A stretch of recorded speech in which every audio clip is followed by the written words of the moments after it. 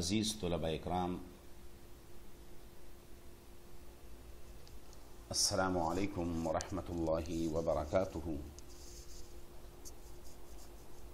میرا نام ہے مولانا افتخار حسین، لیکچرر اسلامیات، راضی انسٹیٹیوٹ میڈیکل سائنسز۔ آج ہم پڑھیں گے معاشرتی ذمہ داریاں۔ اسلام انسانی معاشرے کو خوشحال دیکھنا چاہتا ہے، یعنی اسلام میں ہر ایک کے لیے ان کے حقوق متعین ہیں، اس لیے اس نے اخلاق حسنہ کو بہت بڑی اہمیت دی ہے اور مسلمانوں کے لیے اخلاقی قدروں کی پاسداری کو مذہبی فریضہ قرار دیا ہے۔ تو اس سلسلے میں چند محاسن اخلاق کا ذکر کریں گے، اور وہ محاسن جو بھی اختیار کرے گا تو وہ دنیا اور آخرت میں اعلیٰ مرتبے پر فائز ہوگا۔ جو بھی ایمان والا، جو بھی مسلمان ان اخلاقی قدروں کو اختیار کرے گا تو اس کو تو کامیابی ہی ملے گی۔ تو سب سے پہلے ہم دیانتداری کے بارے میں بات کریں گے۔ جس طرح آپ کو معلوم ہے کہ اسلام دینی کامل اور ایک مکمل ضابطۂ حیات ہے، اور ایسا ضابطۂ حیات ہے جو ابدی ہے،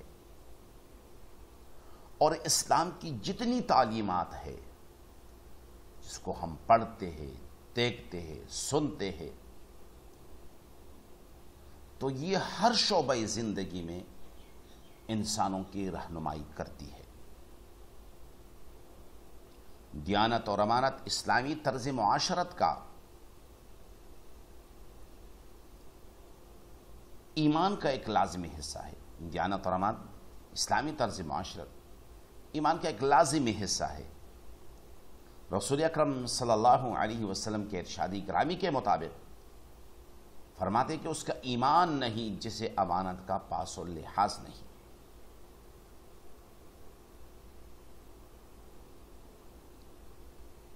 چنانچہ دیانت اور امانت کا پاس و لحاظ اور امانتداری ایمان کا حصہ ہے۔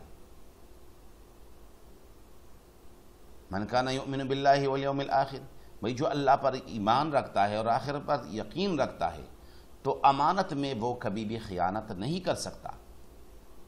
اس کو تو اس بات کا احساس ہوتا ہے کہ اگر میں نے کسی کا حق دبا لیا، میں غاصب بن گیا، غصب کرنے والا، میں ایک ظالم بن گیا،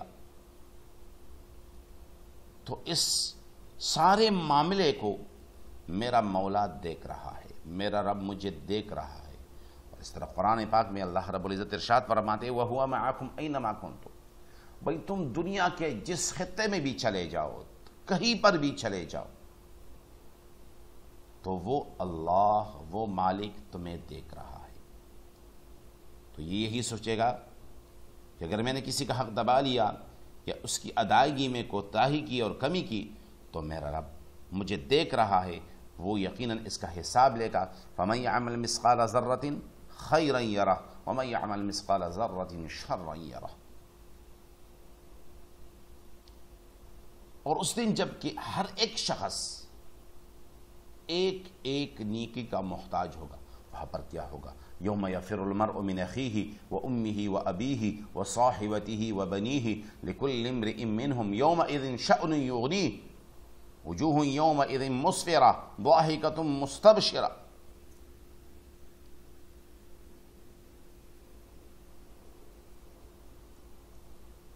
تو میرے پاس جتنی بھی نیکیاں ہوگی، حق تلفی کے عوض میری نیکیاں دوسروں کو تقسیم کر دی جائے گی، پھر میری مفلسی پر وہاں کون رحم کرے گا؟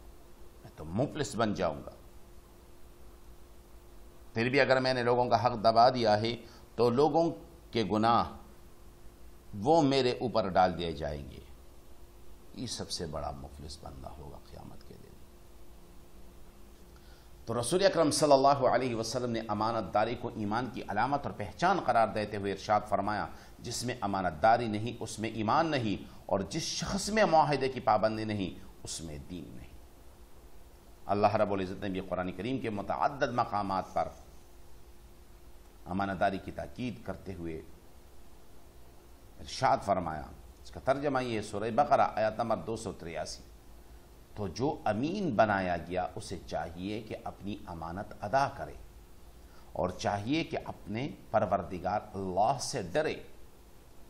تو اللہ رب العزت نے اس آیت میں امانت داری کو تقوی سے جوڑ دیا، یعنی جسے موت کے بعد کی زندگی، حساب و کتاب اور عدالت الہی پر یقین ہو، جس کے دل میں خوف خدا اور اس کی گرفت کا احساس ہو، اسے لازمی طور پر یہ سوچنا چاہیے کہ میں نے تو امانت میں خیانت نہیں کرنی ہے، جس کا جو حق ہے وہ پورا ادا کرے۔ رسول اکرم صلی اللہ علیہ وسلم نے پیشگوئی فرمائی،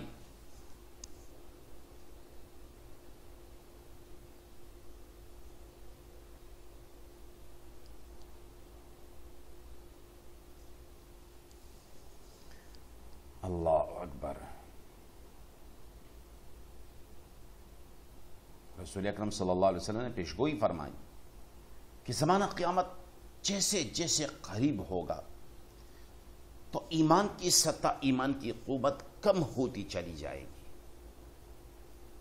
اور جس طرح ایمان کی قوت کم ہوتی چلی جائے گی تو اس کے نتیجے میں امانت داری بھی اٹھ جائے گی، اور حال یہ ہوگا کہ مسلمانوں کی تو آبادی بہت بڑی ہوگی، مگر امانت دار بندہ پوری آبادی میں ایک آدھ بڑی مشکل سے ملے گا، لیکن جو امانت دار ملے گا وہ بھی حقیقت میں امین نہیں ہوگا۔ لوگ مثال کے طور پر کہیں گے کہ فلاں قوم میں ایک امانت دار شخص ہے، آدمی کی تعریف ہوگی کہ کیسا عقل مند ہے، کیسا خوش مزاج ہے، کیسا بہادر ہے، حالانکہ اس کے دل میں رائی کے دانے کے برابر بھی ایمانداری نہیں ہوگی۔ یہ اس حدیث کا مفہوم میں نے آپ کو بتلا دیا، جو حدیث صحیح بخاری میں آئی ہے کتاب الفتن میں۔ تو امانتداری کے اس قدر اہمیت کے باوجود آج کے معاشرے میں اسے کوئی وزن نہیں دیا جاتا۔ اچھے لوگ جو بھی عرف میں دیندار سمجھے جاتے ہیں وہ بھی امانت اور حق کی ادائیگی کا پاس و لحاظ نہیں رکھتے، انہیں اس بات کا احساس نہیں ہوتا کہ امانت کی حفاظت اور اس کا مکمل طور پر ادا کرنا دینی اور شرعی فریضہ ہے۔ بعض لوگوں کو امانت داری کا جذبہ ہوتا بھی ہے تو صرف مال کی حد تک محدود رہتا ہے، اگر کسی شخص کے پاس کسی کا مال رکھا ہو تو وہ اسے ادا کر دیتا ہے۔ عام طور پر لوگوں کا ذہن اسی مالی امانت کی طرف جاتا ہے، حالانکہ امانت کی اور بھی مختلف قسمیں ہیں جن کی اہمیت بعض صورت میں مالی امانت سے بھی بڑی ہوئی ہوتی ہے۔ اس کی حفاظت بھی ایک مسلمان کے لیے اتنی ہی ضروری ہے جتنی مالی امانت کی ہوتی ہے۔ اس لیے فتح مکہ کے موقع پر خانہ کعبہ کی کنجی جب عثمان ابن طلحہ ابن عبد الدار الشیبی کو دینے اور ان کی امانت انہیں واپس کرنے کی تاکید کی گئی تو امانت کو جمع کے صیغے کا استعمال کیا گیا۔ ارشادی باری تعالی اللہ تعالیٰ تمہیں حکم دیتا ہے، ان اللہ یأمرکم ان تؤدوا الامانات الی اہلہا، سورۃ النساء آیت نمبر 58، 58 نمبر آیات۔ بے شک اللہ تعالیٰ تمہیں حکم دے کہ پہنچا دو امانت والوں کو، امانت والوں کو۔ قابل غور بات یہ ہے کہ کنجی کوئی اہم مال نہیں بلکہ یہ خانہ کعبہ کی خدمت کی نشانی ہے جس کا تعلق مال سے نہیں عہدے سے ہے، پھر بھی اسے امانت سے تعبیر کیا گیا، اور پھر جمع کا صیغہ استعمال کر کے اس بات کی طرف اشارہ کیا گیا کہ امانت کی مختلف صورتیں ہو سکتی ہیں جن کی ادائیگی تمام مسلمانوں پر لازم ہے۔ اسی طرح حاکم وقت حکومت کی ذمہ داری بھی ہے کہ جس عہدے اور منصب کا جو اہل ہو اسی کو وہ عہدہ سپرد کیا جائے، ورنہ پھر تو نقصان ہی ہوگا۔ اور ایک بہت بڑی امانت جو ہمارے اوپر سپرد کی گئی ہے، ہمیں عطا کی گئی ہے، جس طرح قرآن پاک میں ارشاد باری تعالیٰ ہے، اِنَّا عَرَضْنَا الْأَمَانَةَ عَلَى السَّمَاوَاتِ وَالْأَرْضِ وَالْجِبَالِ فَأَبَيْنَ أَن يَحْمِلْنَهَا وَأَشْفَقْنَ مِنْهَا وَحَمَلَهَا الْإِنسَانُ إِنَّهُ كَانَ ظَلُومًا جَهُولًا۔ اللہ رب العزت نے پاک کلام ایک امانت کے طور پر ہمیں سپرد کر دی ہے، تو اب ہم اپنے گریبانوں میں ذرا جان کر ذرا سوچ لیں کہ کیا ہم اس مبارک کلام کا حق ادا کرتے ہیں؟ جو کلمہ، جو ایمان ہمارے اندر موجود ہے، کیا ہم اس کا حق ادا کر دیتے ہیں؟ ہمیں تو پاس ہی نہیں ہے، ہمیں تو فکر ہی نہیں ہے۔ تو ہم کو چاہیے کہ ہم امانتوں کا صحیح طریقے سے پاس کریں۔ اسی طرح اللہ رب العزت نے ارشاد فرمایا والذین هم لاماناتهم وعہدهم راعون، اور جو اپنی امانت اور اپنے عہد و پیمان کی نگہبانی کرتے ہیں۔ نبی کریم صلی اللہ علیہ وسلم کے بارے میں کون نہیں جانتا؟ آپ صلی اللہ علیہ وسلم منصب نبوت پر سرفراز ہونے سے قبل بھی عرب کے بددیانت معاشرے میں الامین یعنی دیانتدار کے لقب سے پکارے جاتے تھے۔ آپ صلی اللہ علیہ وسلم کے احساس دیانت کا یہ عالم تھا کہ مدینہ ہجرت کرتے وقت بھی ان لوگوں کی امانتیں ان کو واپس کر دی جو نبی علیہ الصلوۃ والسلام کے قتل کے در پہ تھے، جو نبی علیہ السلام کے قتل کے در پہ تھے، تو نبی علیہ الصلوۃ والسلام نے ان کی امانتیں بھی ان کو واپس کر دی۔ تو یہ بہت بڑی چیز ہے۔ تو اللہ رب العزت، اور ایک اور چیز جس طرح حدیث میں عدل مجالس بالامانہ، محفل میں جو باتیں کی جاتی ہے وہ بھی کیا ہے؟ امانت ہے، یعنی ایک جگہ کوئی بات سن کر دوسری جگہ سنانا بھی بددیانتی میں داخل ہے۔ تو نبی علیہ الصلوۃ والسلام نے ارشاد فرمایا جس میں دیانت نہیں اس میں ایمان نہیں۔ اللہ رب العزت ہم سب کو صحیح طریقے سے امانتیں ادا کرنے کی توفیق عطا فرمائے، اور اللہ رب العزت ہم سب سے راضی ہو۔ وما علینا الا